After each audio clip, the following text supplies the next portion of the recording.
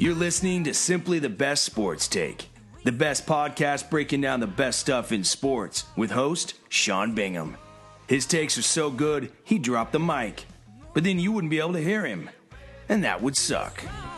Get your sights up, aim high, let him see your fire. Pray for me, daughter, bring me that strength from above. Take good care of your brother, and I'll be home before too long. We got the strength. We got the fire. How good is this song?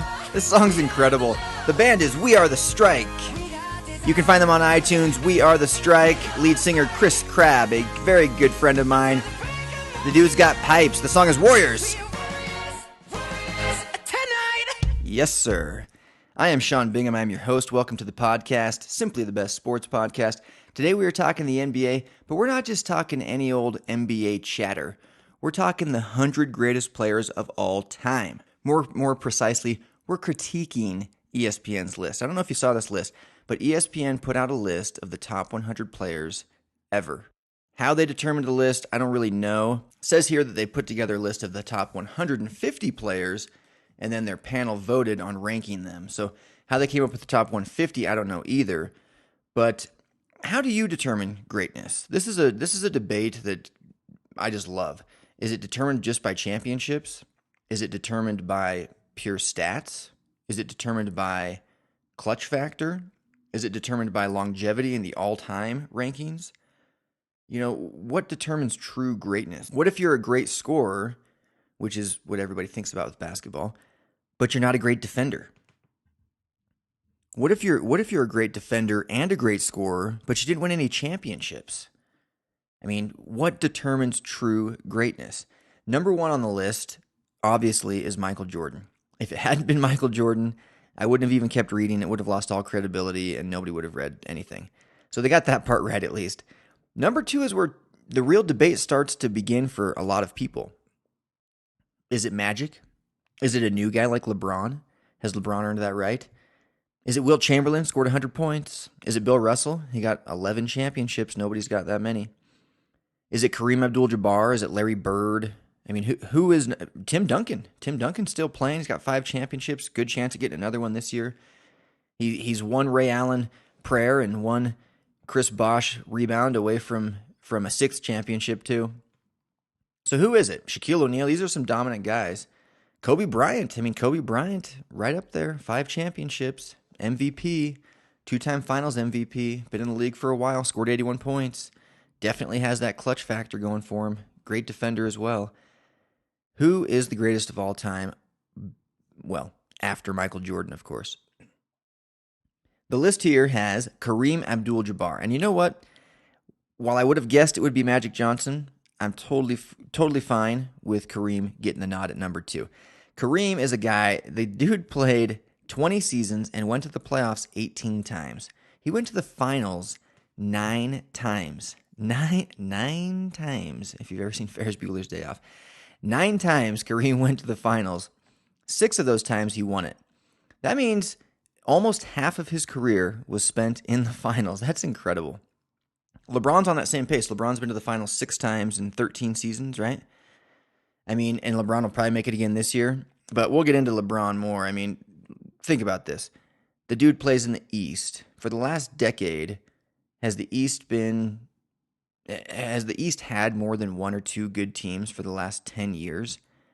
No, they haven't. They've had whatever team LeBron's on, the Cavs or the Heat, and then occasionally they've got one other. Like, I guess there was the super team with Garnett, Pierce, and Ray Allen, in Boston. But the East hasn't been competitive. So to make it to the finals in the East the last decade, I hate to say it, but it's not that big of an accomplishment. But Kareem was doing this in a much more competitive league. When I say competitive, I mean there was a lot more parity in the league at that time, at least than there is currently in the East. The Western Conference is as competitive a conference as the league has ever seen, but it's at the expense of the East, really, because they're stealing all the good players. So anyway, lest we digress, Kareem number 2, which I'm cool with. Most ever league MVPs, he had 6 of them. He won Rookie of the Year, 2 Finals MVPs, won the scoring title twice, 10 times first team All-NBA, 5 times first All-Defensive team. Won a rebounding title. What else? 4 blocks titles. Wow, good job, Kareem. 4 blocks titles. The dude averaged 24.6 points per game for his career to go with 11 boards and 4 assists. Let's look at his playoff numbers. Did he go up or down? Kareem in the playoffs pretty much stayed the same. Yeah, 24, 10, shot 55% from the field in the regular season, 53 in the playoffs. That's pretty standard, though. Honestly, in the playoffs, your game should elevate. Guys like Michael Jordan definitely did that. But at the same time, the competition is elevated. Everybody's elevating their game. Defense is much more intense. The quality of the teams you're playing is, of course, better because it's now the playoffs. So to see guys' numbers dip a little bit in the playoffs is actually pretty standard. Jordan's the one exception where he went from 30 points a game in the regular season to 33 points a game in the playoffs. Not many guys raised their game like that. Hakeem Olajuwon was actually another one, though. Hakeem the Dream, the one guy that was able to get a championship when Jordan took a 2-year break to go play baseball.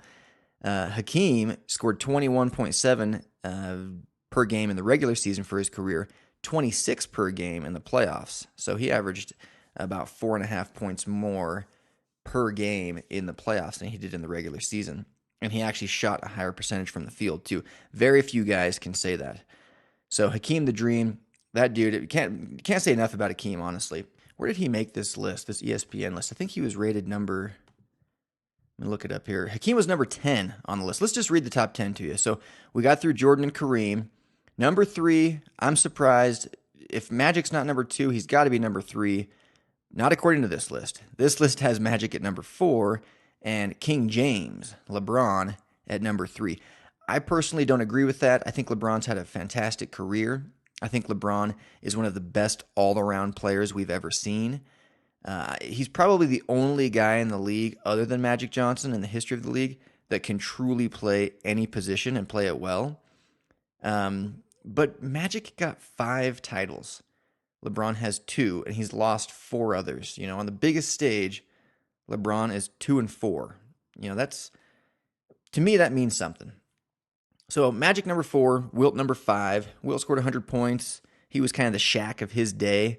Wilt's a guy that most of us just have to watch tape on. We weren't able to see anything live. But scoring 100 points, I don't care who you're going up against. If they were all professionals at the time, that's pretty freaking impressive. So Wilt Chamberlain, number 5. He did get 2 titles as well.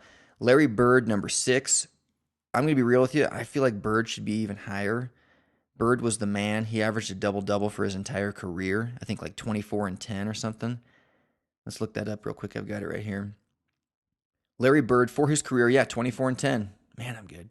24 and 10 for his career. That's pretty impressive. The dude got 3 titles. He was the MVP of 2 of those championship runs. The runs were in 81, 84, and 86 with those Celtics. Great teams. Went to the finals 4 times, lost only 1 of them, and that would have been to Magic's Lakers, I'm sure. 12 out of 13 years in his career, he went to the playoffs. Finals MVP twice, first team All-NBA 9 times. Larry Bird, dude could hoop. Hakeem Olajuwon came in at number 10, Shaq at number 9, Tim Duncan number 8, and Bill Russell number 7, and then Bird, of course, was number 6. So there's your top 10. One more time, I'll read them. Michael Jordan, Kareem Abdul-Jabbar, LeBron James, Magic Johnson, Wilt Chamberlain, Larry Bird, Bill Russell, Tim Duncan, Shaquille O'Neal, Hakeem Olajuwon. What is the common thread in this top 10? The common thread is big men. Kareem, Wilt, Russell, Duncan, Shaq, Hakeem. 6 out of the top 10 are big men. 5 of them are true centers, Tim Duncan being the one power forward. And then Bird and LeBron are small forwards. Magic, of course, the point, and Jordan, of course, shooting guard. So they did get one of each position in the top 10. Let's look now at the next 10. So we just went through the top 10. Let's look now at the next 10. Oscar Robertson, number 11, the Big O. He got 1 title. I believe he averaged a triple-double for 1 season. Not positive of that, but I'm pretty sure the dude averaged a triple-double for a season. For his career, 25.7, 7.5 rebounds, 9.5 assists, and he shot 49% from the field. After him, Kobe Bryant. You know, I don't even like Kobe that much. He's grown on me a lot as he's gotten older and more mature. But to put him behind Oscar Robertson makes no sense to me. Kobe Bryant is going against far better athletes. He has 5 titles. He was the MVP of 2 of those championship runs. He won an MVP. He's got a scoring title. I mean, he scored 81 points in a game, which, in my personal opinion, Kobe's 81 is more impressive than Wilt's 100. Only knowing the nature of the game today and the athletes today, knowing that Wilt was, not only was he a Shaq of his time, but there were no other real big men around him to slow him down. So, to me, Kobe's 81 is like probably the greatest performance in the history of the greatest single scoring performance in the history of the game. So, to me, Kobe's got to be higher than number 12. Number 12, really? I don't know. Are we remembering too much of the Kobe from the last 3 seasons? Is it too fresh? Are the injuries and the poor shooting percentage and the underperforming and overpay, is that too fresh in our minds with Kobe Bryant? Or we're forgetting the Kobe Bryant that existed for the decade before that? Because that's the Kobe that should go down in the history books. Number 13 is another Laker, Jerry West. He's the logo. Can't really argue with him being anywhere on the list because the logo is him. Number 14, Dr. J, Julius Erving. He got an MVP, got a championship. Dude could score, revolutionize the game. One of the more athletic guys to come in and just change the way people went to the hoop and, the flash and the flare and the dunks. Moses Malone, number 15. I'm kind of surprised by this one. I don't know if he got a championship. He did. He got 1 championship, averaged 20 and 12 for his career. That's pretty impressive. I just can't. I feel like we're going to run into guys after him that we're just going to be like, how the heck did Moses Malone top those guys? So that's your top 15. And then if we go on, we see the mailman, Karl Malone, number 16. Karl Malone absolutely should be ahead of Moses Malone. I know they got the same name and all, but Karl Malone should be ahead. I mean, Karl Malone didn't get a championship. He was one of the many that Jordan stole the titles from.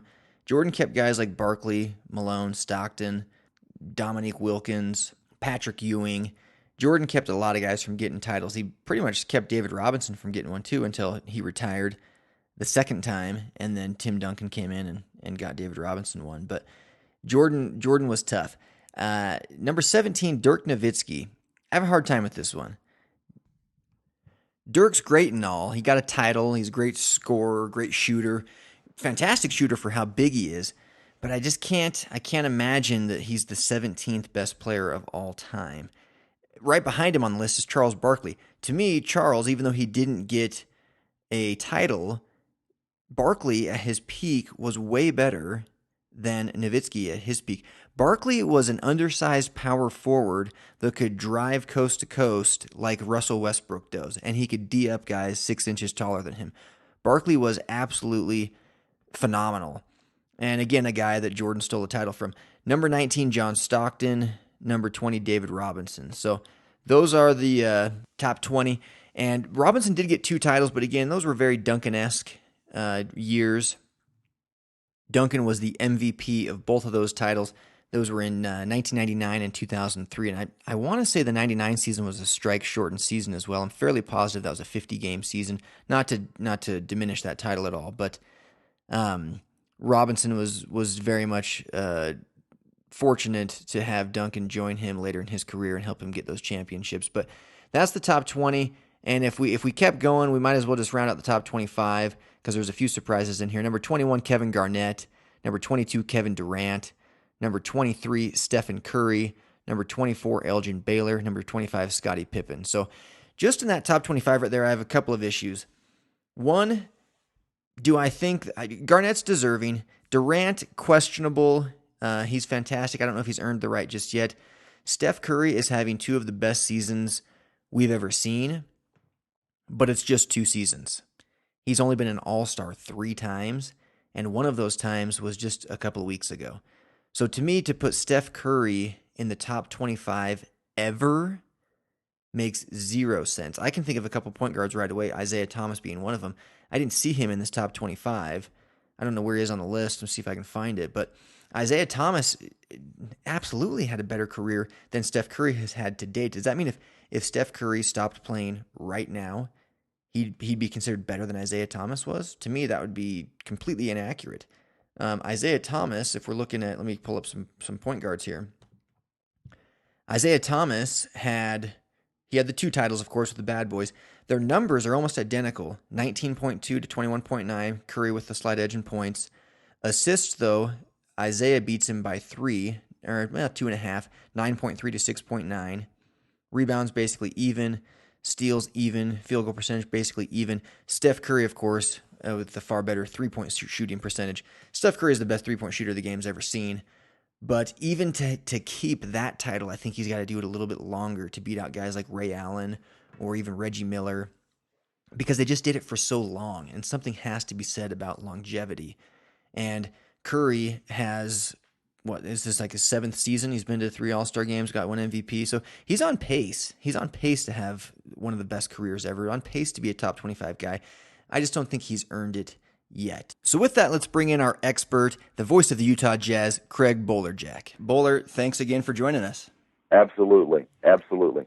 Awesome. So we are talking now about the all-time greats in NBA history. I don't know if you had a chance. ESPN released an article, actually a series of articles, just recently about the all-time best players in NBA history. Did you take a look at that by chance? Well, I've scoured it, and we've talked about it now since you mentioned that on the bus ride last week. I do know where Carl and John stand in that, and I tell you what, this topic is for great debate, and it will never end. By the way, every fan has their own top 100, top 50, however deep you want to go into it. But I love this conversation because, you know what, I think it goes to before we start. I think that this conversation with a guy who's my age or someone your age, it's who you know and how you grew up and what you appreciate during the time of play. And Yep. I think that's why there's always an argument, a discussion, or a disagreement on who's really the best. And it's fun to get into debates like this. Oh, yeah. And that's a great point you bring up. I mean, I obviously I'm a 90s guy. I watched Jordan dominate, and to me, there's no question that Michael Jordan is the greatest of all time. But let me ask you, is that up for debate, or is he the greatest ever? Oh my gosh, and Sean, see there you go, because right off the top, it depends again on when you grew up with this game. The Wilt Chamberlains, the Kareem Abdul-Jabbars, Mm-hmm. Jerry West, who I never saw play, but yet that's the NBA emblem. That's Jerry Yeah. West on every jersey, Yep. every night, in every arena. And then you start to talk Magic, and then you talk now in the current day, LeBron James, and now all of a sudden Steph Curry and Damian Lillard has stepped into the spotlight. But no, to get back to your original question, it's going to be debated, I think, by generation, and that's really the beauty of sport, because sport's always about opinion and who you see play. And you go back and ask a 70-year-old, they're going to say Bob Cousy. You go back and ask a 60-year-old, and then all of a sudden Wilt, and then a 50-year-old may say, well, isn't that Kareem or Magic? Yeah. But I love the debate, and luckily I was able to see Jordan a lot, during my days when I was at KSL, and I covered both NBA title runs with the Jazz in '97 and '98. And let's just say this: he was a one-man show. One of the most. I've always said he wasn't from this planet. Kobe obviously has a lot of the same characteristics of flight, of ball handling skills, clutch shooting, Mm-hmm. the wagging of the tongue. I mean, all those things. I think Kobe kind of copied, but yet he has almost like he's a carbon copy of Jordan in a lot of ways. But Absolutely. Michael was an assassin. I think that's where we get into this conversation of where he is, where these guys are different. Not only physically gifted, but mentally gifted, where he had no question that he was going to win. And I call him an assassin because look what he did. His ability to compete at the highest of levels in the most difficult times, in the most critical situations. I think Jordan most likely would be the player who came through multiple times and loved every minute of it. And I saw it personally. He did. He destroyed the Jazz. The Jazz competed, but there was always that moment where you thought, oh my, Jordan still has that chance.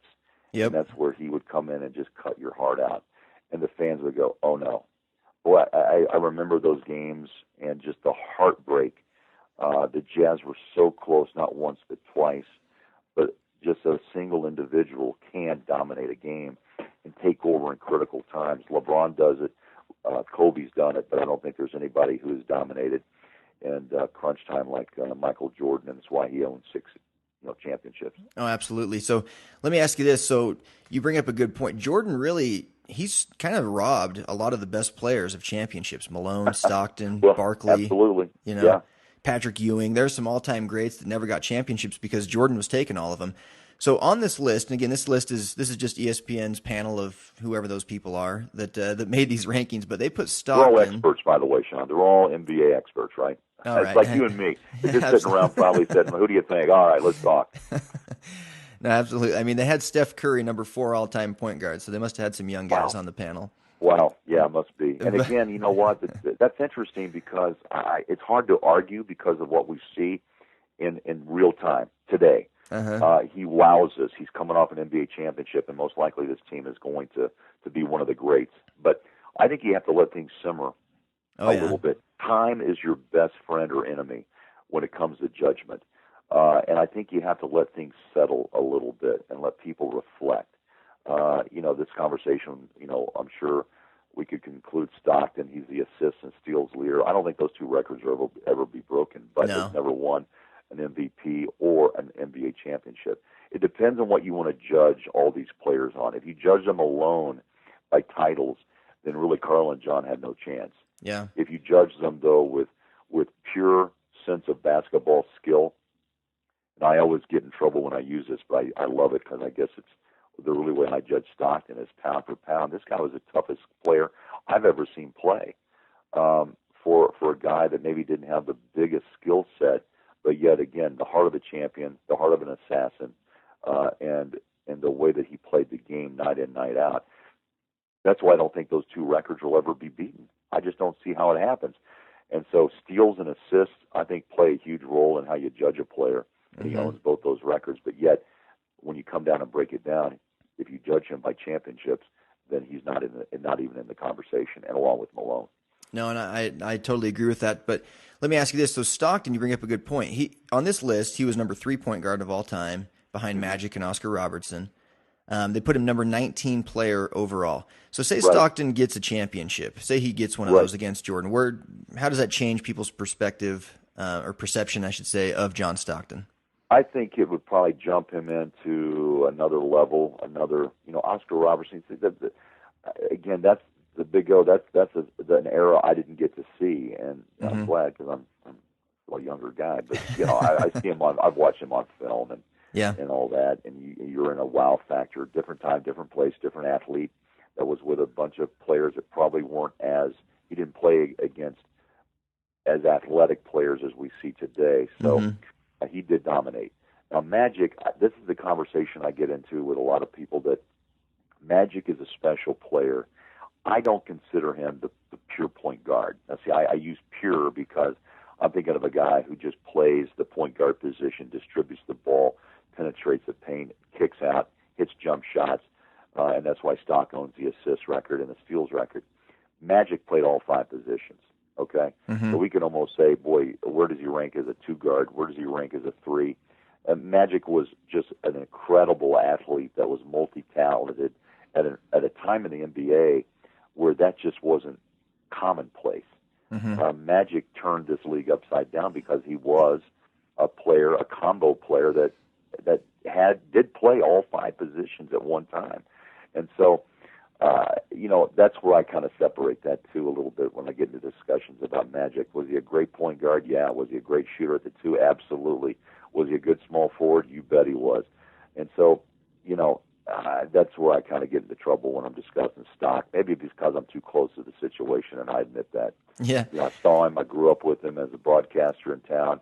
I watched him, take his game to just the ultimate highest of levels, but yet no championships.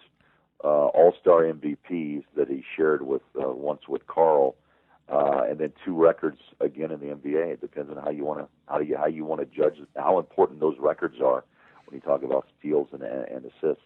So one thing that I found interesting, I kind of dug into the stats a little bit, and Stockton, we know he's the all-time leader in steals. He never once made the first team All-NBA defensive team, not one time. Was he? How underrated was John Stockton because he wasn't flashy? Did that play a part? You think? Yeah, it is. You know what's amazing what you just said, but yet he's also labeled the dirtiest player in the NBA. Isn't that amazing? amazing? Yeah. Because he was such a tough guy on defense, Mm-hmm. and guys didn't want to play against him. You remember he would stand and take charges left and right. He would claw, scrape all night long, chase. And I don't know of anybody I've ever talked to that ever enjoyed playing against John Stockton. By the end of the night, they knew they'd been in a war, a battle. And that was also thanks to Jerry Sloan. He played much like Jerry did when he was with the Chicago Bulls. You know, Jerry'd bite your arm off just to stop you from scoring a basket. I mean, I'm overplaying that, but that we know, the type of player that Coach Sloan was. And Stock was very much the same type of player. It depends, too, Sean, I think, where you play and how much national exposure you get. And I think that has to come into this equation as well. The Jazz with Stock and Malone, sure, they were on national television, but not like Showtime 1 and 2 in Los Angeles, where the Lakers were like a rock band. And I worked with James Worthy at CBS when we were doing the tournament, and he worked with me one year, and we sat and talked all night one night. And I was just in awe of how he explained that experience with Magic Johnson and himself about just how it was like the Rolling Stones on tour, and everywhere they went, everyone knew every move. And that was before cell phones, by the way. Can you imagine what it'd be like today? Yeah, and social media. Yeah. So I'm just saying the Jazz have always been parked in a mid-market, or I don't like to say small because I say it's mid-market, okay? But at the same time, not a lot of national exposure, not a lot of national television commercials. And until now, Stockton's Mr. State Farm, with the sunglasses, but that hasn't come until after his career. I think that has a lot to do with exposure on how a lot of players are judged. And if you play in the East or that West Coast time zone where you do get the late game and people know who you are, but also get a great rivalry with Bird and Magic. They were synonymous with one another. And they really did help the NBA grow back in the late 80s. And they brought them from... Absolutely. Television was what?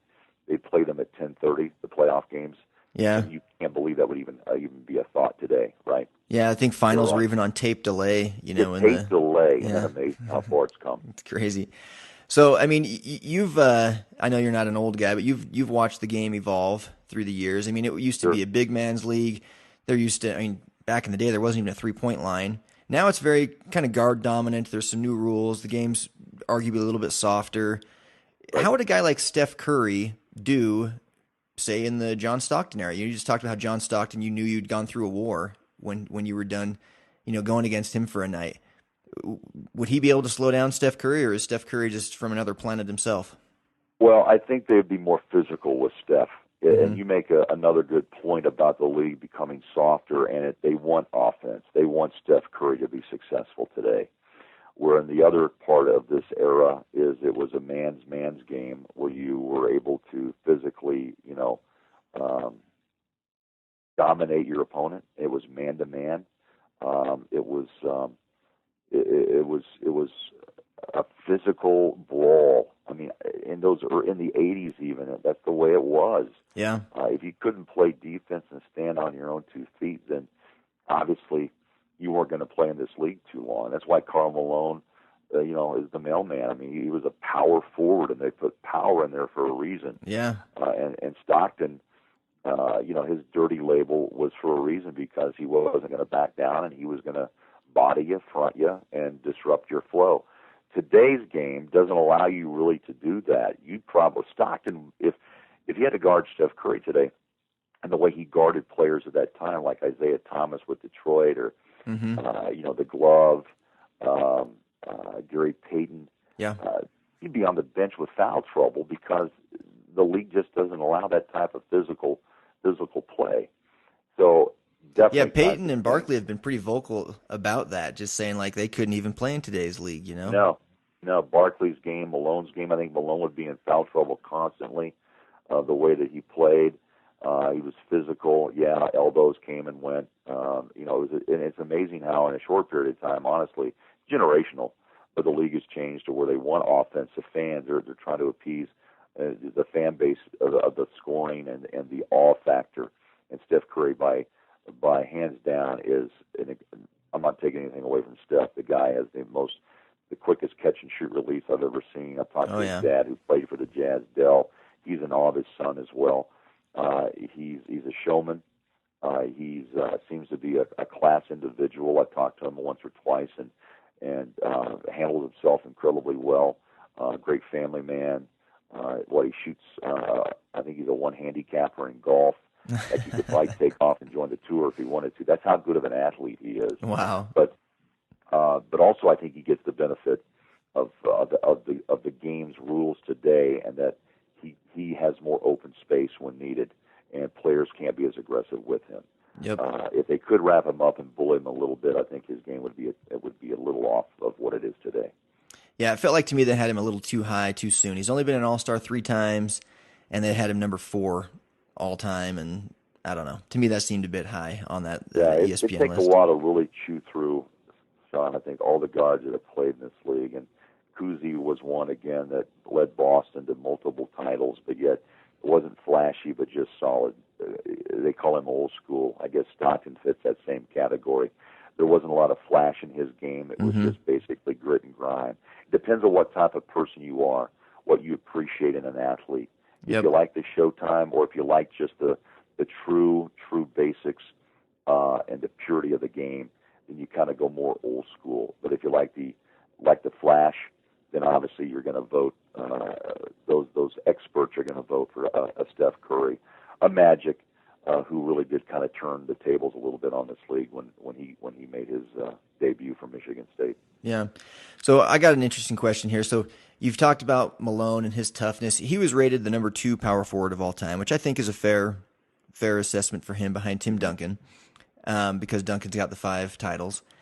So Let's talk about Stockton and Malone as a duo, though. Where does that duo line up in the all-time duos? I mean, you've got Jordan and Pippen, maybe Worthy and Magic, and McHale and Bird, and even D Wade and LeBron. Where do Stockton and Malone match up? I know they didn't win a title, but they went to two championships.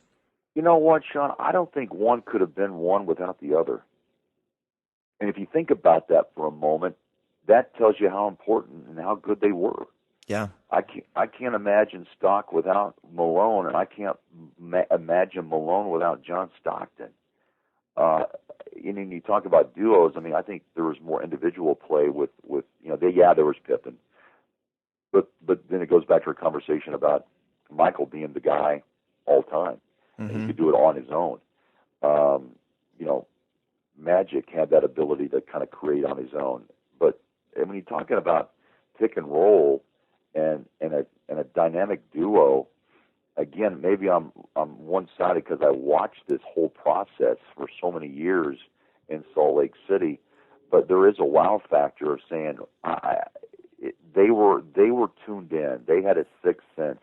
They played as one, and I think Jazz fans who saw that would agree. Now, outside this state or this region, they may say, whatever. Heck, Sloan never got Coach of the Year. Yeah, Why? That's crazy. Why? Because he's got Stockton and Malone.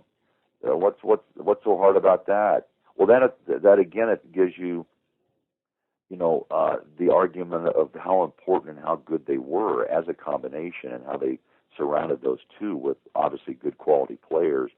But I would think they would have to be regarded as one of, if not the best, of just natural ability, sixth sense ability, and that they fed off of each other about as well as any combination I've ever seen. Stockton knew where he was. Malone knew where he had to be. And obviously Carl took advantage of every pass given him. And his power in the paint, people backed off, and Stockton knew that he was going to deliver, and thus the name, the mailman. But I loved watching them play. They were in tune every night. They really did not have a 1-2 punch that was that could not be stopped. Absolutely, they were. I mean, I was here as well, and it was a work of art, and it was very much kind of like you see Tim Duncan doing now. It's just the fundamentals. It wasn't anything flashy, but they just got it done night in and night out. I mean, did they ever not make the playoffs? I feel like they made the playoffs every year. Oh gosh, great question. Remember, sat on the bench behind Ricky Green when he was drafted out of Gonzaga. Carl came in, and I think, they just took off from that point. I don't think. The 51 seasons was almost an automatic, that you could write them down for 50 and then more. With Western Conference titles, that's a great question. Off the top of my head, I can't. Yeah. I don't think they never were. Yeah, I'm looking it up here. Malone, Malone had the Lakers stint, but he was 19 for 19. He made the playoffs every year of his career. Unbelievable! What a run that is. Yeah, crazy. What a run that is. Now he had, how does people, so say he goes and gets that championship with the Lakers where the Pistons beat them. He was very much, behind Kobe and Shaq. And they had Gary Payton on that team, Glenn Rice. It was like 5 Hall of Famers in the starting lineup. They were all looking for what they couldn't get. Yeah. So, does a championship like that where you're no longer, he was still the mailman, but he wasn't the mailman we all knew. No. Does a championship in that role boost him even higher in people's minds, though? Because, hey, he got one. He got a title. Personally, no. Yeah. I think if you asked him honestly, straight up, sitting in on the other line on this conversation, it may make him feel a little better. But down deep, where he wanted that ring would be in Utah with a Jazz uniform on and number 32 on his back. Absolutely. That's where it all happened. That's where it began. That's where it really ended. I think he just was trying to find what most players do at the end is chasing the title, chasing the ring, to solidify who they are. Yeah. Difficult to get away from the game. It's good. I talked to a lot of guys who are on that the last year or two, and they know it's time, and it's difficult. I can't imagine what Kobe's going through right now, but yet he can stand alone on what he's accomplished with titles. But these guys miss the game. They miss the locker room. They miss the crowds, the adoration, the spotlight, and that takes time for that to wear down, if it ever does. Truly, a lot of players struggle after a career who've been in the spotlight. Carl has done extremely well down in Louisiana. I think he's at peace. I really do, with who he is and what he accomplished. I think he should be. And absolutely. And Stockton's the same way. Went back home, still coaches some high school ball, got very involved with what his kids were doing. He wanted to be a good dad after giving all he had to the NBA and the Jazz. And, these guys have nothing. I don't think they have to look back. They were Olympians. We forget that. Gold medalists, yep. And so they've got a lot to be proud of. And even though the title didn't come, they're in a rarefied era as well, Sean, where they at least say they were there. A lot of players never even get to an NBA championship final, and the Jazz are there not once but twice. Absolutely. So shifting gears real quick, and then I know we got to let you go, but rate these 3 players: LeBron, Larry Bird, and Magic. Oh, man. Oh, man. Oh. Who are you taking if you're, we're in schoolyard pick and they're all 3 on the board? Who are you taking? Who are you taking first? Well, I think I'd probably start a team. Let's start a team. I think I love Bird. Man, Bird was so underrated, but yet, again, all 3 of these guys are the same. Pardon me, I keep saying the assassin mode, but that's what it is. They took talent and then took it to another level on the mental side of this game. Absolutely. I would probably go LeBron, Magic, Bird, and that's a difficult thing for me to say because all 3 just are incredible, unique athletes. Absolutely. LeBron's a bull in a china closet with great, point guard skills that can play any position he wants at any time. Magic changed the game. Bird did too, and obviously was the heart and soul of the Boston Celtics, and had a skill set that was very unique for the time. Just couldn't believe some of the moves he had for a guy his size, and he was clutch. But that's how I'd go. And okay. It's difficult because I wouldn't. Hey, You wouldn't kick him off your team, right? Absolutely not. No. So Bowler, last question. You got a starting five. You can pick any five you want. Take into account some chemistry. Just off the top of your head, who you taking? Top five. Oh my gosh, do they have to fit positions, or can I just have five guys? Let's say you can interchange, like guards and big men, but you don't want to load it up with 5-point guards. Let's say you got to have a couple big men in there at least. I don't care if they're power forwards or centers, but yeah. Well, I think I'd start with LeBron, and then I would probably give me Magic. I would put probably for a big man Tim Duncan, and then I would have let's see, I've got LeBron, I got to have Jordan, obviously. See, I'm going small, aren't I? I don't really have.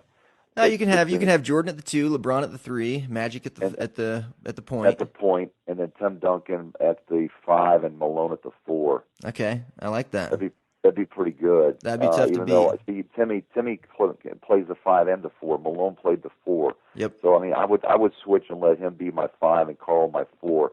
We'd have speed, we'd have power, we'd have passability, we'd have shooters, we'd have 5 guys with some of the best mental toughness that's ever played the game. Absolutely. You're going to have a lot of Wilt Chamberlain, Kareem Abdul-Jabbar, Bill Russell fans angry with you, but I'd take those. I'd take Stockton as my 6th man. I'd bring him off the bench and then run it, and I'd get a little different tempo in my offense. But he'd be able to stick with those guys as well. Oh, Kareem changed the game too. See, this is such a great conversation. Kareem and the skyhook just changed the game.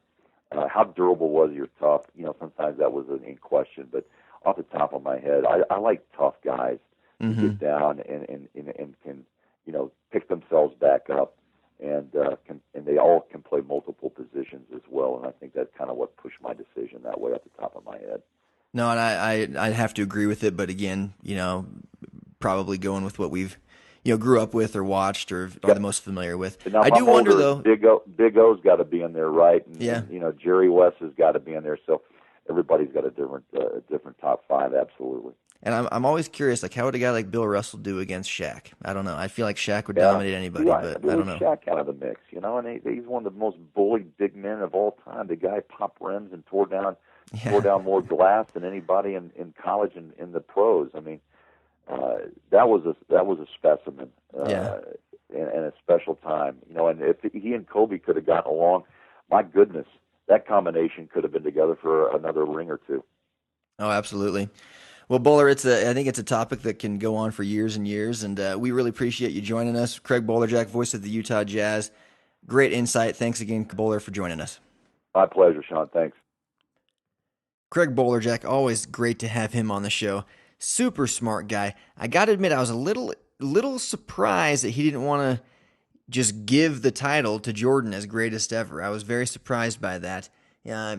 He said it, but kind of indirectly. Not surprised at all the love he gave Karl and Stockton. I thought that was a very, very fair and very actually unbiased opinion, very honest opinion he gave. So Craig Bolerjack's a smart guy, and like he said and like I've said, this is a debate that can go on and on. So I'll tell you what, next podcast, we're going to start breaking it down by position, the best players ever.